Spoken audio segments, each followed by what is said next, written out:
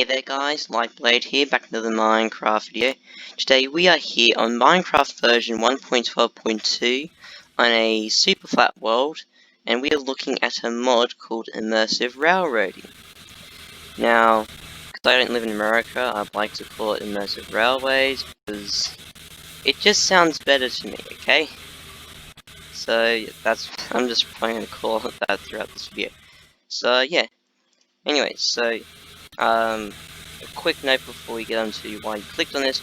In order for you to use this mod in creative or survival, you're going to require track API. Now you need this to, I think, just render in all the track and stuff. Because I've tried to load it without it, and your game just crashes, okay? It's essential. So yeah, you require that to use the mod. So yeah, the mod adds trains, not just steam trains, it adds, as you can see, diesels, box cab thingy, and then handcar, because you know, you need those. It also adds rolling stock and a few carriages. And then this tab is just, these are components for all these engines and rolling stock and coaches. I'll tell you how to use these a bit later in the video. But anyway, probably onto one of the most important things about this mod, and that is the track, because, well, you can't have trains without track, because the trains need them to run on. So yeah, if you go into creative menu, be in this tab here, just be right here, and you'll start with a length of 10 blocks. So that's how long this piece of track is. It just goes for 10 blocks. Now, I will say, if you want to use this in survival, like place down track and build trains and stuff, you are going to need immersive engineering.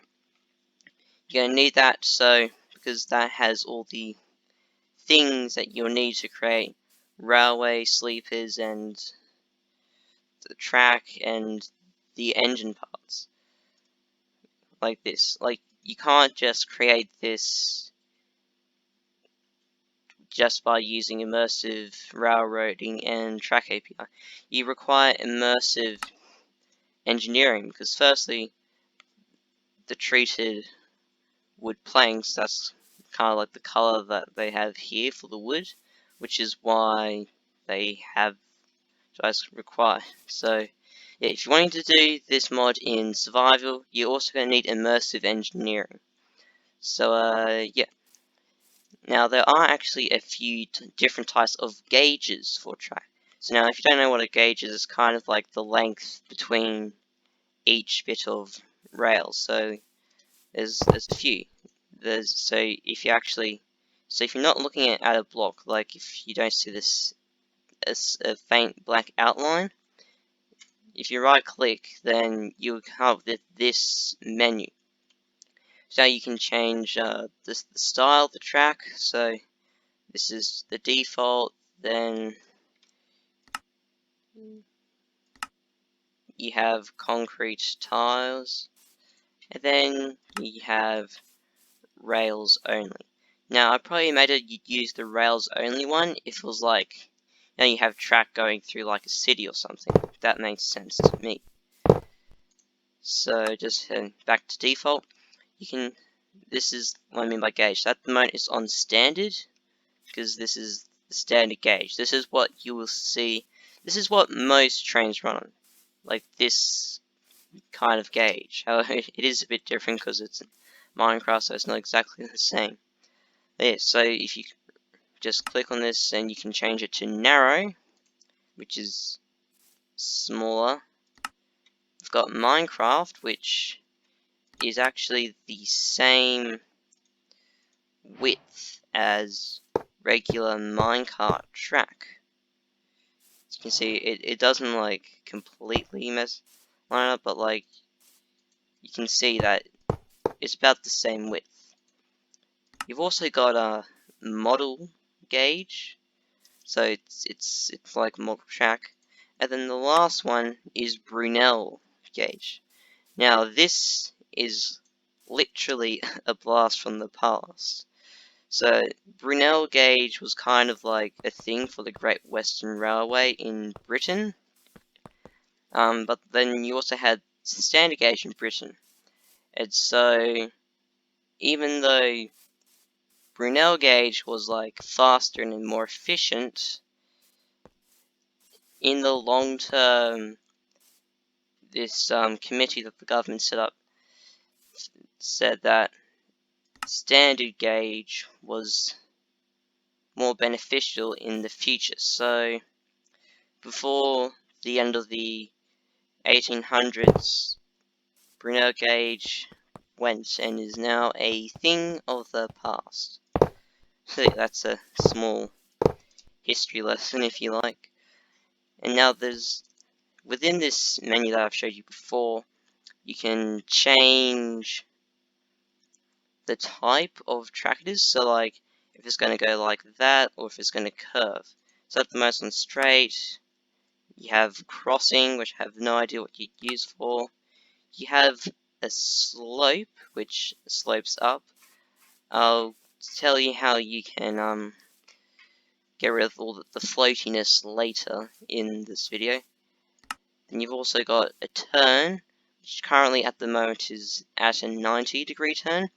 However, you can change it to a 67.5, a 45-degree turn, and then a 22.5-degree turn. So yeah, that's what you can do with the curves. I'm just going to keep it at 90 degree. Then you have a switch, which literally is like a curve, you know, 90 degree, 67, 45, 22, and stuff. So yeah, that's what it's for.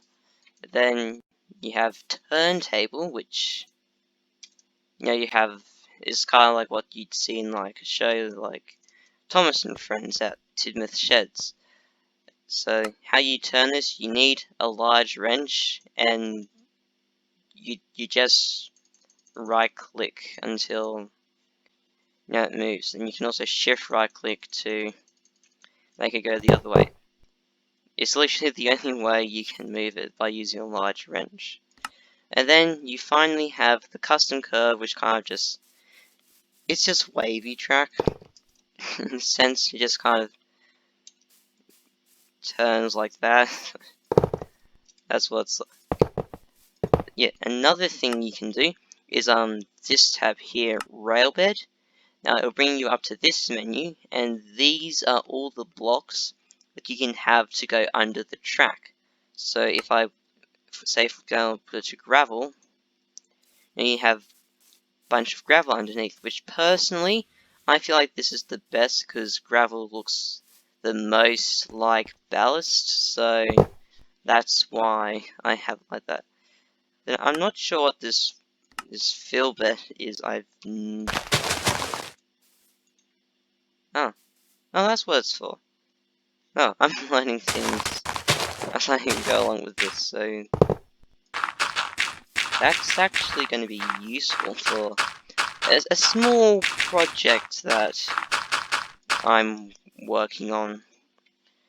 So yeah, that's what the railbed fill does. It just fills in any air blocks underneath, so that's always helpful. And so yeah, so we'll leave the track for the moment, and also with the switches, you can actually hook it up to some sort of redstone contraption, which I think is cool. So you could like create a signal box or something.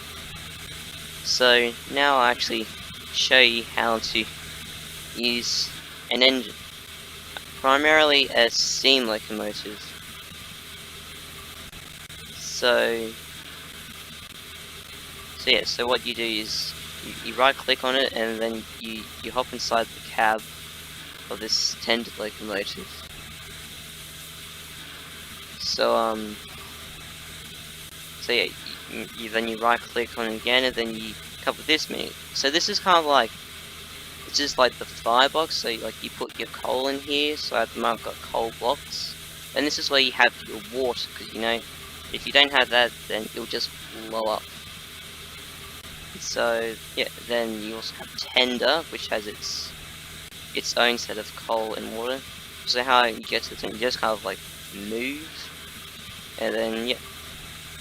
So I've rebound a couple of keys, so from what they previously were, so I couldn't access them. So if I hit right shift, oh, nothing's.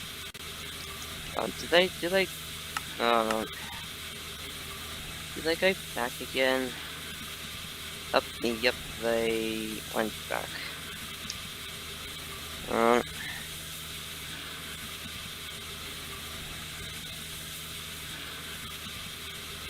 Okay, then. What's that? Yeah, okay, that should be good. Okay, so now if I hit right shift, you hear a train whistle. If I hit this button next to the number 1 button,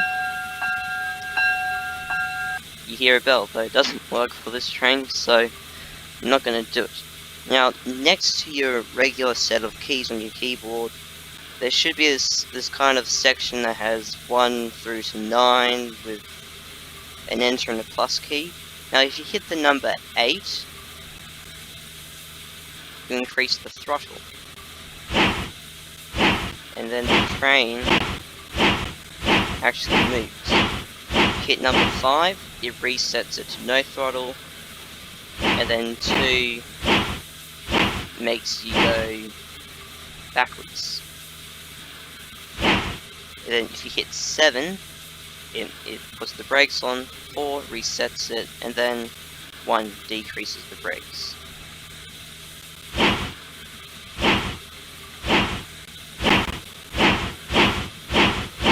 So yeah, and another thing I should probably say is the what the PSI and the 100 degrees thing is for. So as I switch these points, because I'm gonna go around on a loop. Okay, so what they're for. Okay, so when it gets to 100 degrees, it'll stop there and it'll start building up PSI. Now you need that for the train to move. It's kind of like pressure or steam. So the more you have, the less throttle you need to build up to start moving. If I have that full.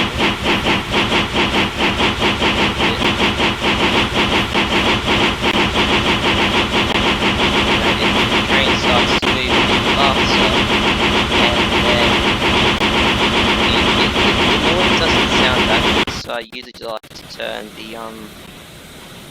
the throttle off and just listen to the noise of it going across the track.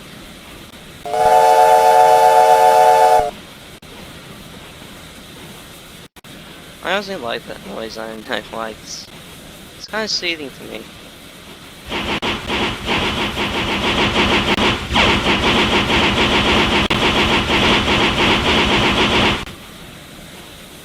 So yeah, I'll actually show you some more stuff in part of this video, because I kind of have to switch it up into 2 parts to do stuff, because you know, real life it's a bit of a drag. So yeah, this has been Lightblade MC, well, Lightblade, and I'll see you next time. So goodbye.